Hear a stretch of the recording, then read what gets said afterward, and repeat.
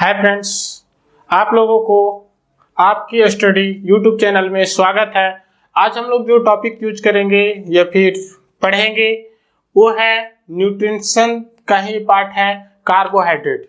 हम लोग जानते हैं कि ये न्यूट्रिशन का पार्ट है, पोषक तत्व का पार्ट है। और अगर हम लोग देखें तो पढ़े भी हैं जो हमारा पोषक तत्व है।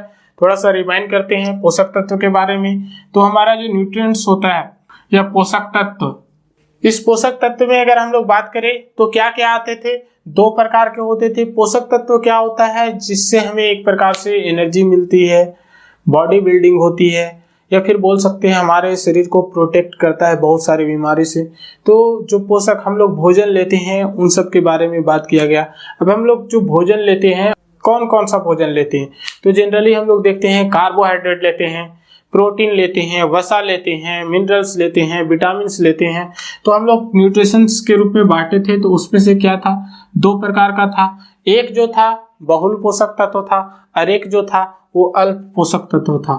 और साथ साथ जिसको हम लोग मैक्रो न्यूट्रिशंस बोले, और दूसरा जो था वो था अल्प पोषक तत्व जिसको हम लोग माइक्रो न्यूट्रिशन बोले। अगर इन सब की हम लोग बात करें तो हम लोग अल्प पोषक तत्व में जो जो आते हैं, जैसे विटामिन है तो हम लोग पढ़ चुके हैं, विटामिन हो गया, मिनरल्स हो गया, इन दोनों चीजों के बारे में हम लोग पढ़ चुके हैं। और ये दोनों जनरली हैं एक प्रकार से प्रोटेक्टिव फूड है जो हमारे शरीर को बहुत सारी बीमारियों से क्या करते हैं, बचाते हैं।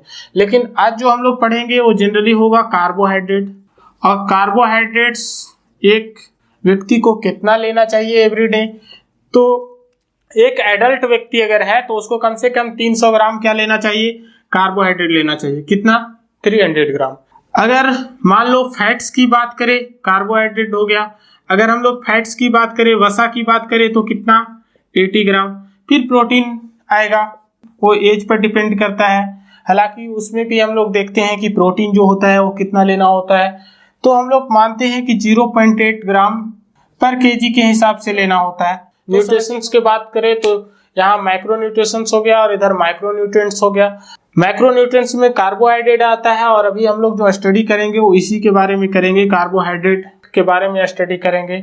और कार्बोहाइड्रेट को एक व्यक्ति को एवरीडे कम से कम कितना कंज्यूम करना चाहिए, तो एक व्यक्ति को कम से कम 300 ग्राम कार्बोहाइड्रेट कंज्यूम करना चाहिए। फिर हम लोग इसके बाद वसा भी देखेंगे, तो एक व्यक्ति को एवरीडे कितना कंज्यूम करना चाहिए वसा, तो 80 ग्राम। प्रोटीन की अगर बात करें तो एज पर डिपेंड करता है, लेकिन एक एडल्ट व्यक्ति को 0.8 ग्राम पर केजी के हिसाब से एवरीडे उसे कंज्यूम करना चाहिए। तो आज हम लोग जो स्टडी करेंगे वो है कार्बोहाइड्रेट। तो देखते हैं आगे हम लोग कार्बोहाइड्रेट के बारे में पूरा डिस्क्राइब करते हैं। अगर हम लोग बात करें कार्बोहाइड्रेट का, तो आप यहाँ देखिए कार्बो और हाइड्रेट। हाइड्रेट मतलब क्या हो गया, वाटर। क्या वाटर का फॉर्मूला जानते हैं ना, बिल्कुल जानते हैं आप लोग, क्या है, H2O। और कार्बो मतलब कार्बन। तो अगर आपसे पूछा जाए कि कार्बोहाइड्रेट में कौन कौन से तत्व पाए जाते हैं, तो कार्बोहाइड्रेट में, तो इसको ध्यान रखिएगा कि कार्बोहाइड्रेट जो है उसमें कौन कौन सा तत्व पाया जाता है, तो कार्बन पाया जाता है, हाइड्रोजन पाया जाता है और ऑक्सीजन पाया जाता है। फर्स्ट क्वेश्चन तो आपका यही बन गया। दूसरा क्वेश्चन इसमें जो था वो क्या है, कार्बोहाइड्रेट क्या देता है हमारे शरीर को, जैसे क्या हमें प्रोटेक्ट करता है, ग्रोथ मतलब करवाता है हमारे लिए, मतलब बड़ा करता है। छोटा बच्चा होता है तो उसे प्रोटीन ज्यादा चाहिए ताकि वो बड़ा हो सके, तो क्या ये बड़ा करवाता है या फिर एनर्जी देता है। तो कार्बोहाइड्रेट जो होता है वो हमारे शरीर को ऊर्जा प्रदान करता है। तो यहाँ दो बातों का ध्यान रखिएगा, कार्बन, हाइड्रोजन और ऑक्सीजन। और कार्बोहाइड्रेट हमारे शरीर को क्या प्रदान करता है, ऊर्जा प्रदान करता है। अब हम लोग देखेंगे कि इसको कैसे डिवाइड करते हैं। अगर हम लोग कार्बोहाइड्रेट की बात करें तो बहुत तरह से डिवाइड किया गया है, हाइड्रोलिसिस के आधार पर डिवाइड किया गया। हाइड्रोलिसिस मतलब उसकी घुलनशीलता के आधार पर मतलब डिवाइड किया गया है। साथ साथ अगर हम लोग देखें तो फिर उसकी टेस्ट के आधार पर भी मतलब किया गया है, कौन टेस्टी है। अगर टेस्ट है तो मतलब शुगर कहलाता है कार्बोहाइड्रेट, अगर वो टेस्ट उतना नहीं है तो नॉन शुगर कहलाता है। तो रिड्यूसिंग एजेंट और नॉन रिड्यूसिंग एजेंट वो सब भी देखेंगे, लेकिन हम लोग अभी देखेंगे सॉल्युबिलिटी के आधार पर कार्बोहाइड्रेट को कैसे डिवाइड करते हैं इसके बारे में। अब पूछा जाता है कि सर कार्बोहाइड्रेट पाया कहाँ जाता है, इससे पहले हम लोग देखते हैं कार्बोहाइड्रेट कहाँ पाया जाता है। तो जो अनाज है, ग्रेन्स हो गए, ठीक है, उसके बाद जो हम लोग चावल खाते हैं, फिर ब्रेड हो गया, रोटी हो गया, तो जो आपका चावल है, राइस है, इसमें भी, फिर सब्जियां हैं, राइस हो गया, वेजिटेबल हो गया, और कहाँ पाया जाता है तो स्टार्च, नाम सुने होंगे स्टार्च, जैसे हम लोग बोलते हैं आलू के ऊपर जो कवर होता है वो स्टार्च का बना होता है, स्टार्च होता है। तो ये सब जो है, इन सब में क्या पाया जाता है, हम लोग अगर अच्छा से देखें तो आलू में स्टार्च पाया जाता है। तो लगभग एवरीडे हम लोग ये सारे कार्बोहाइड्रेट कंज्यूम ही करते हैं, चावल का कंजप्शन करते हैं, रोटी का कंजप्शन करते हैं, और हमें कार्बोहाइड्रेट चाहिए भी अधिक मात्रा में, कितना, 300 ग्राम। तो इन सब का हम लोग अधिक से अधिक मात्रा में कंजप्शन करते हैं। अब हम लोग देखेंगे जो यहाँ से क्वेश्चन आता है वो पूछा जाता है कि कार्बोहाइड्रेट को जो डिवाइड किया गया है, तो हम लोग देखेंगे अभी कार्बोहाइड्रेट को 2-3 तरह से हम लोग डिवाइड करते हैं, कैसे करते हैं उसके बारे में हम लोग आगे बढ़ते हैं। तो अगर हम लोग कार्बोहाइड्रेट के बारे में बात करें तो इसको 3 तरह से डिवाइड किया गया है। कौन कौन है? एक है हाइड्रोलिसिस के आधार पर, यानी ये क्या है, घुलनशीलता, जल में घुलनशीलता के आधार पर, सॉल्युबिलिटी या हाइड्रोलिसिस इसको बोलते हैं, क्या बोलेंगे, हाइड्रोलिसिस इन वाटर। इस आधार पर अगर हम लोग देखें तो कार्बोहाइड्रेट को 3 पार्ट में डिवाइड किया गया है। क्या बोलते हैं? एक को बोलते हैं मोनोसेकेराइड, दूसरा को बोला जाता है ऑलिगोसेकेराइड्स, और तीसरा को बोला जाता है पॉलीसेकेराइड। अब कहोगे सर ये क्या है, मोनोसेकेराइड क्या है, ऑलिगोसेकेराइड क्या है, पॉलीसेकेराइड क्या है? तो अगर हम लोग बात करें ना तो पहले सेकेराइड मतलब समझते हैं। तो सेकेराइड का शर्करा बोलते हैं, जिसको हम लोग शुगर बोलते हैं ना, चीनी। तो हम लोग एक तरह से बोले कि ये शर्करा होता है, इसका अगर नाम हम लोग देखें तो ये क्या हो गया, शर्करा। तो कार्बोहाइड्रेट का अगर दूसरा नाम बोला जाए कि आखिर ये कार्बोहाइड्रेट का नाम क्या है, तो हिंदी में जो हम लोग अपने लैंग्वेज में बोलते हैं शर्करा, इतना शक्कर दे दो, है ना, ऐसे बोला जाता है ना, तो सेकेराइड हो गया। अब यहाँ से समझना है कि ये सभी में तो शर्करा शर्करा और शर्करा, सेकेराइड लगा हुआ है। मोनो, फिर है ऑलिगो और पॉली, ये सारे जो हैं वो लैटिन नेम है ना। अगर हम लोग बात करें तो ये लैटिन वर्ड है, ये सभी जो है वो लैटिन शब्द है। और जब लैटिन शब्द है तो इनका मीनिंग क्या होता है, तो मोनो मतलब हो गया एक माना जाता है, क्या, मोनो मतलब एक, ऑलिगो मतलब सम कुछ होता है, और साथ पॉली मतलब जो बहुत अधिक हो। तो एक शर्करा यानी एक सेकेराइड, है ना, कुछ सेकेराइड, तो बोला जाता है कुछ में कितना आ जाएगा। तो हम लोग अगर ऑलिगोसेकेराइड की बात करें तो इसका मतलब कुछ होता है, सम होता है, यानी 2 से लगभग 9 मोनोसेकेराइड ऑलिगोसेकेराइड में आते हैं, और इससे भी अगर अधिक है तो आपका क्या कहलाएगा, पॉलीसेकेराइड कहलाएगा। तो एक एक करके देखते हैं कार्बोहाइड्रेट के बारे में। सॉल्युबिलिटी या घुलनशीलता के आधार पर मोनोसेकेराइड, ऑलिगोसेकेराइड, पॉलीसेकेराइड होते हैं। यहाँ पर कुछ चीजें आपको मैं बता देता हूँ, इन सब के बारे में एक एक करके देखेंगे कि सर मोनोसेकेराइड क्या है, ऑलिगोसेकेराइड क्या है, पॉलीसेकेराइड क्या है। ऐसी मतलब अगर एक है तो मोनो, 2 से 9 मोनोसेकेराइड हो गया तो मान सकते हो कि ऑलिगो हो गया, और 10 से अधिक मोनोसेकेराइड अगर किसी में है तो उसको हम लोग क्या कहते हैं, पॉलीसेकेराइड कहते हैं। तो इसके बारे में हम लोग एक एक करके स्टडी करेंगे और एक एक करके देखेंगे। लेकिन आप लोगों को कुछ हेल्प के लिए मैं बता देता हूँ यहाँ पर। अगर मोनोसेकेराइड का कहोगे ना सर एग्जाम्पल बताएं, तो जैसे अगर एग्जाम्पल में 2-2, 3-3 एग्जाम्पल सभी का याद रखना है। जैसे हम लोग ग्लूकोज बोलते हैं, तो ग्लूकोज जो होता है वो आपका मोनोसेकेराइड का एग्जाम्पल होता है। उसी तरह से अगर हम लोग फ्रुक्टोज की बात करें, फिर अगर हम लोग बात करें ग्लैक्टोज, तो ये सब जो है वो आपके किसके एग्जाम्पल हो जाएंगे, तो ये मोनोसेकेराइड के एग्जाम्पल हो जाएंगे। ये याद रखना भी, इसके बारे में एक एक करके मैं बताऊंगा, ठीक है। अगर ऑलिगोसेकेराइड की बात करें तो सक्रोज, माल्टोज और साथ साथ लैक्टोज, ये है वो 3-3 एग्जाम्पल बता दे रहे हैं। आप लोग अभी एग्जाम्पल कर लीजिए, बहुत हेल्पफुल होगा माल्टोज, है ना, लैक्टोज और सक्रोज। इधर आपका हो गया ग्लूकोज, फ्रक्टोज और ग्लैक्टोज। और उसी तरह से अगर हम लोग पॉलीसेकेराइड की बात करें तो इसका भी 3 एग्जांपल मैं बता दे रहा हूं। एक तो होता है ग्लाइकोजन, साथ साथ इसका दूसरा अगर हम लोग देखें तो स्टार्च हो गया, और तीसरा जो है वो सेलुलोज हो गया।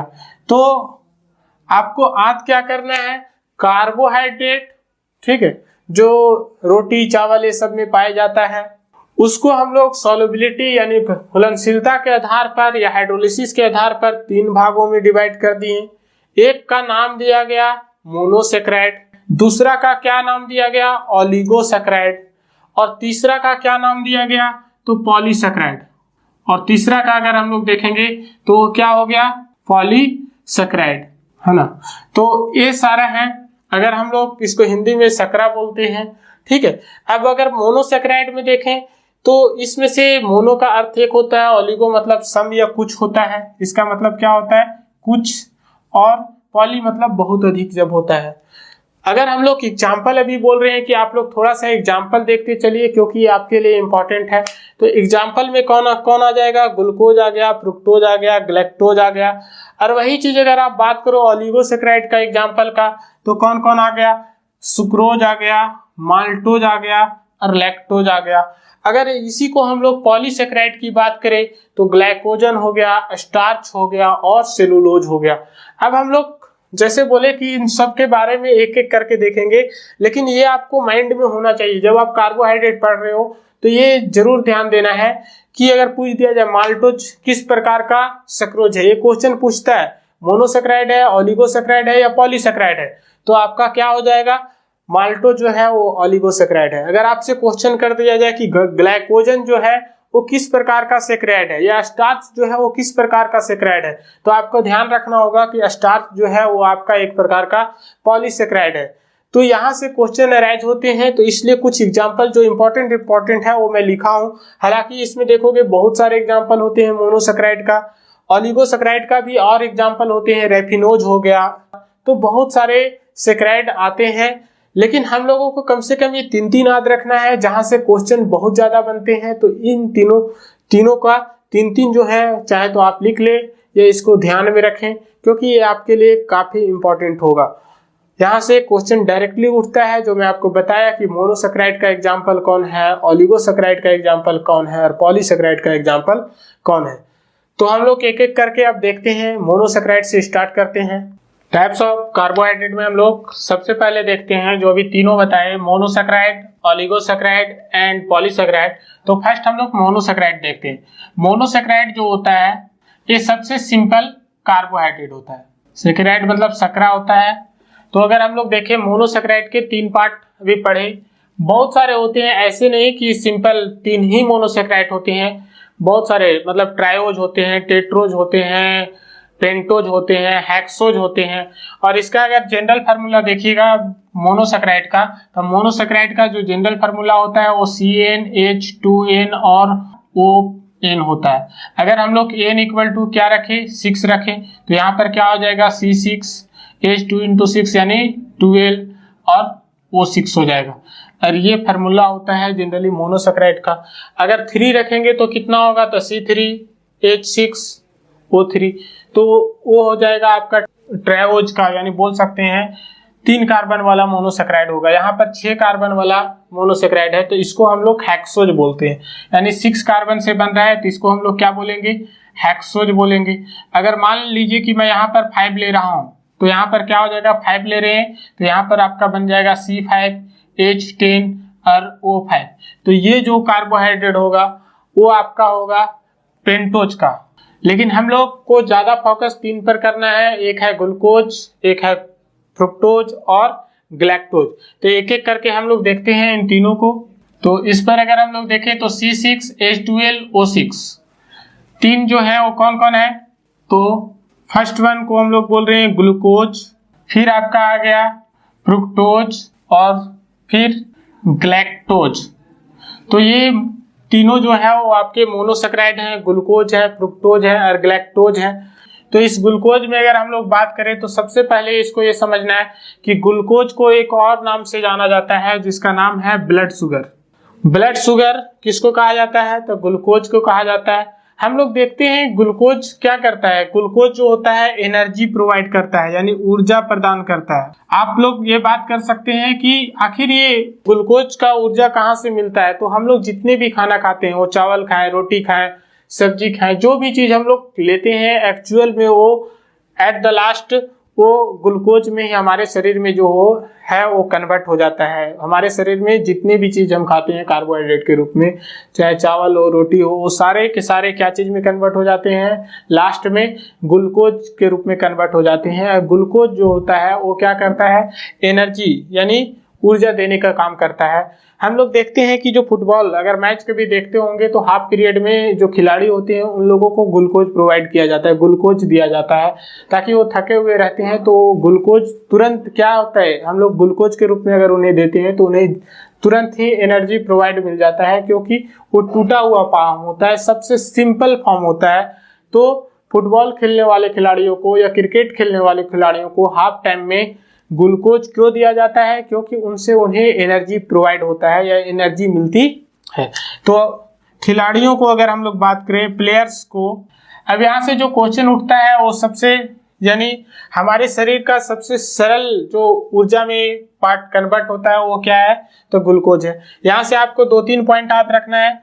सबसे पहला है कि इसको ब्लड शुगर कहते हैं। दूसरा, हमको क्या प्रोवाइड करता है? तो एनर्जी प्रोवाइड करता है। हम लोग जो भी खाना खाते हैं उस अल्टीमेटली क्या चीज में कन्वर्ट हो जाता है? तो अल्टीमेटली जो है वो ग्लूकोज में ही कन्वर्ट हो जाता है। प्लेयर्स को हाफ टाइम में ग्लूकोज दिया जाता है ताकि उसे एनर्जी प्रोवाइड हो। ग्लूकोज का अगर फार्मूला देखें तो सभी का फार्मूला C6H12O6 ही होगा। तो इसका अगर सामान्य सूत्र बोला जाए तो क्या होगा? A होगा। अगर हम लोग स्ट्रक्चर वाइज भी देखें तो स्ट्रक्चर मैं आपको बता दूंगा, लेकिन अभी बस इतना ध्यान रखिए कि ये आपका ग्लूकोज का पार्ट है। ये जो होता है एक प्रकार से एल्डिहाइडिक ग्रुप होता है, ध्यान दीजिएगा। तो एल्डिहाइडिक ग्रुप का पार्ट होता है। वही चीज अगर हम लोग सेकेंड नंबर पर बात करें फ्रुक्टोज का, तो इसे हम लोग कहा जाता है कि जितने भी कार्बोहाइड्रेट हैं उनमें सबसे मीठा मतलब कार्बोहाइड्रेट कौन सा है? तो सबसे मीठा कार्बोहाइड्रेट कौन सा है? वो आपका फ्रुक्टोज है। सेकेंड पॉइंट अगर हम लोग देखें तो फलों में जो मीठापन होता है वो किसके कारण होता है? तो ये भी क्वेश्चन आता है कि फलों में मीठापन भी किसके कारण आता है? तो फ्रुक्टोज के कारण आता है। जो भी नेचुरल फ्रूट्स होते हैं उनमें से अगर हम लोग देखेंगे कि मीठापन जो पाया जाता है वो सिर्फ और सिर्फ फ्रुक्टोज के कारण पाया जाता है, और ये मीठा कार्बोहाइड्रेट कहलाता है। ये सर्वाधिक जितने भी कार्बोहाइड्रेट हैं उनमें से सबसे ज्यादा मीठापन कौन है या मीठा कौन है? तो वो आपका फ्रुक्टोज है। ये जो है एल्डिहाइडिक ग्रुप है। इसी प्रकार से ये जो होता है वो आपका कीटोनिक ग्रुप होता है, यानी इसके फार्मूला में अगर देखोगे इसमें से कीटोनिक ग्रुप लगा हुआ होता है, यानी C+O ये ग्रुप लगा रहता है, जबकि इसमें अगर देखोगे तो यहाँ पर CHO ग्रुप लगा हुआ होता है। अगर हम लोग बात करें ग्लैक्टोज की, तो ग्लैक्टोज जो होता है वो लैक्टोज के विखंडन से बनता है। लैक्टोज को हाइड्रोलिसिस करते हैं तो ग्लैक्टोज मिलता है। और लैक्टोज हमें कहाँ से प्राप्त होता है?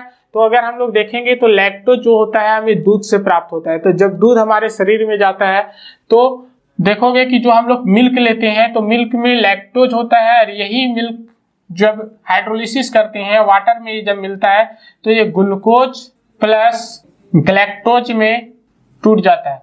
तो हम लोग बोल सकते हैं कि लैक्टोज के विखंडन से ग्लैक्टोज मिलता है।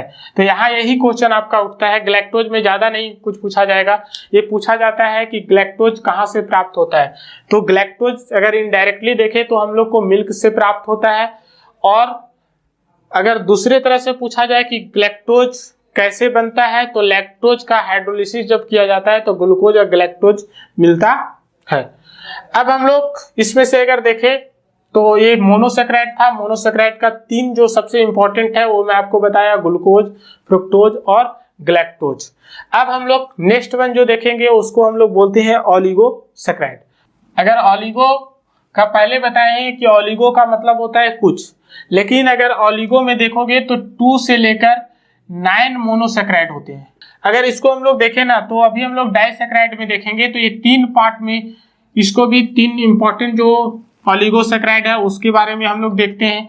तो पहला जो है उसको हम लोग सक्रोज बोलते हैं, दूसरा जो है उसको हम लोग माल्टोज बोलते हैं, और तीसरा जो है उसको हम लोग लैक्टोज बोलते हैं। अब यहाँ से जो क्वेश्चन पूछता है, सबसे पहला सक्राइज को या सक्रोज बोलते हैं, माल्टोज बोलते हैं और लैक्टोज बोलते हैं। ये ओलिगोसैकेराइड का 3 पार्ट है। अगर हम लोग देखें सक्रोज की बात करें तो यहाँ से जो क्वेश्चन पूछा जाता है कि सक्रोज को अगर हाइड्रोलिसिस किया जाए, इन सभी का अगर मॉलिक्यूलर फार्मूला देखेंगे तो होगा C12H22O11 सभी का। तो अगर इन लोग को हाइड्रोलिसिस किया जाता है तो क्या बनता है, या फिर इसको जल में घोला जाता है तो इसका क्या परिणाम निकलता है। तो सक्रोज को अगर हाइड्रोलिसिस करते हैं H2O से, क्योंकि सभी का फार्मूला ये है, तो ये बनता है आपका ग्लूकोज प्लस फ्रुक्टोज के रूप में। क्या चीज के रूप में बनता है, तो सक्रोज को हाइड्रोलिसिस करने पर या जल में घोलने पर ये क्या चीज के रूप में टूट जाता है, ग्लूकोज और फ्रुक्टोज के रूप में टूट जाता है। ये फर्स्ट पॉइंट हो गया। अगर वही चीज अगर हम लोग माल्टोज को हाइड्रोलिसिस करें, तो माल्टोज का जब हाइड्रोलिसिस करेंगे तो ये बन जाता है आपका ग्लूकोज प्लस ग्लूकोज। और वही चीज अगर हम लोग लैक्टोज की बात करें तो लैक्टोज का जब हाइड्रोलिसिस करते हैं तो ये क्या बनता है, ग्लूकोज प्लस गैलेक्टोज। अब ये क्वेश्चन बहुत बार पूछा जाता है कि सक्रोज को जब हम लोग जल में डालते हैं तो क्या चीज का निर्माण होता है या कौन कौन सा कंपाउंड बनता है। तो वहां आपका कौन हो जाएगा, आपका ग्लूकोज हो जाएगा और साथ में क्या हो जाएगा, फ्रुक्टोज हो जाएगा। उसी तरह से अगर हम लोग यहाँ बात करें तो अगर माल्टोज को हम लोग हाइड्रोलिसिस करते हैं तो क्या बनता है, दोनों मॉल इक्वल ग्लूकोज ही का निर्माण करता है। और नेक्स्ट वन में अगर हम लोग लैक्टोज की बात करें तो लैक्टोज में एक मॉलिक्यूल ग्लूकोज बनता है और दूसरा मॉलिक्यूल जो होता है वो आपका तो गैलेक्टोज का निर्माण होता है। अब यहाँ से पूछा जाता है कि सक्रोज एक्चुअली पाया कहाँ जाता है। ये तो सिंपल मैं बता दिया कि जहाँ से क्वेश्चन पूछा जाता है एग्जाम में, वो मैं आपको बताया, लेकिन इसमें से जो इम्पोर्टेंट है वो ये है कि सक्रोज कहाँ पाया जाता है। तो अगर आप सक्रोज देखोगे तो जो शुगर केन होता है, ठीक है, चीनी शुगर केन ईख होता है, तो नेचुरली अगर देखोगे तो शुगर केन से हमें क्या प्राप्त होता है, सक्रोज मिलता है। और इसी को हम लोग क्या कहते हैं, यानी टेबल शुगर भी बोला जाता है। सक्रोज को ही हम लोग क्या बोलते हैं, टेबल शुगर, यानी घर में जो चीनी होता है वो सक्रोज ही होता है। या फिर इसी को हम लोग मीठी चीनी के नाम से भी, मतलब चीनी के नाम से जो जाना जाता है वो जनरली आपका सक्रोज ही है, यानी शुगर के नाम से, नॉर्मल शुगर के नाम से जो जाना जाता है वो क्या है, आपका सक्रोज है।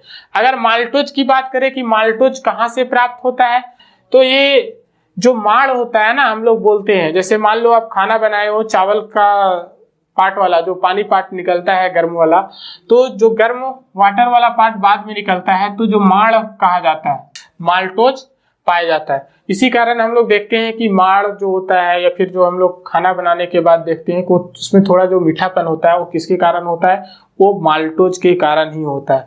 तो अगर नेचुरली बोले तो हम लोग जो चावल बनाते हैं तो चावल से जो हमें रस प्राप्त होता है, यानी जो पानी वाला पार्ट प्राप्त होता है, उस पे कौन सा सब्सटेंस होता है, माल्टोज होता है। इसीलिए जो लोग कुकर में भोजन बनाते हैं ना, उस लोग में बहुत ज्यादा माल्टोज पाया जाता है, उस चावल में ज्यादा माल्टोज पाया जाता है अपेक्षाकृत जो मतलब उसको बाहर निकाल देते हैं, क्योंकि बाहर निकालने के बाद फिर उसको पीते लोग नहीं, उसको बाहर फेंक दिया जाता है, या फिर जो भी एनिमल्स होते हैं उनको, छोटे छोटे पेट एनिमल होते हैं उनको दे दिया जाता है। लेकिन अगर वही चीज अगर कुकर में खाना बनाया जाता है, तो कुकर में जब खाना बनाया जाता है तो क्या होता है कि उसमें से जो पानी होता है उसी में से सुखा दिया जाता है, और जब उसमें सूख जाता है तो जो ये माल्टोज जो होता है उसी में समाहित हो जाता है या फिर रहता है।